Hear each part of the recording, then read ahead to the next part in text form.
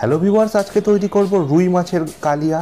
এর জন্য নিয়ে নিয়েছি বড় রুই মাছ এবং এগুলো এরপর নুন আর হলুদ মাখিয়ে নেওয়া হয়েছে, তারপর ভেজে নেওয়া হচ্ছে।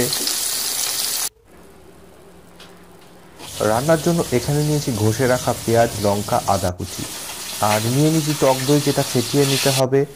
এবার তেলের মধ্যে কিছু গোটা গরম মশলা দিয়ে দেওয়া হয়েছে। এবার এগুলো দিয়ে আস্তে আস্তে কষানো হচ্ছে। তার মধ্যে দেওয়া হয়েছে টমেটো।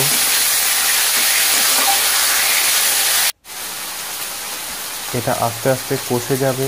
আর এর মধ্যে দিয়ে দেওয়া হলো আদার কুচি আর লঙ্কা দিয়ে দেওয়া হলো।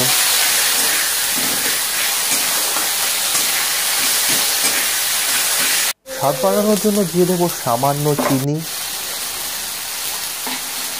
এবার স্বাদ মতো লবণ দিয়ে দেবো এর মধ্যে। যেহেতু মাছ নুন মাখিয়ে রেখেছিলাম তাই খুব বেশি দেবো না। এবার হলুদ গুঁড়ো, ধনে গুঁড়ো, জিরে গুঁড়ো একে একে দিয়ে দেবো। আর সুন্দর কালারের জন্য দিয়ে দেবো লাল লঙ্কা, কাশ্মীরি লাল লঙ্কা গুঁড়ো। এবার এটাকে ভালো করে নাড়িয়ে নিতে হবে।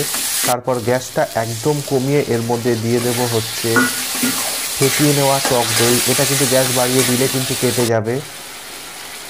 এবার আস্তে আস্তে এটা কষবে। এবার এর মধ্যে দিয়ে দেবো গরম মশলার গুঁড়ো। আমি এখানে সানরাইজ শাহি গরম মশলা ব্যবহার করেছি। এবার এটাকে ভালো করে নাড়িয়ে চাড়িয়ে নেব। তারপর এর মধ্যে দিয়ে দেবো পরিমাণ মতো জল।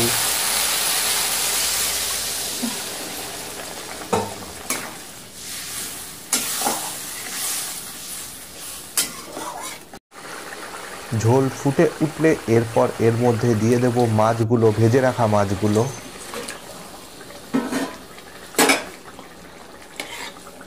এবার এটাকে কিছুক্ষণ ফোটাতে হবে। ফোটানো হয়ে গেলে তৈরি হয়ে যাবে সুস্বাদু মাছের কালিয়া, রুই মাছের কালিয়া, এটা কাতলা মাছের।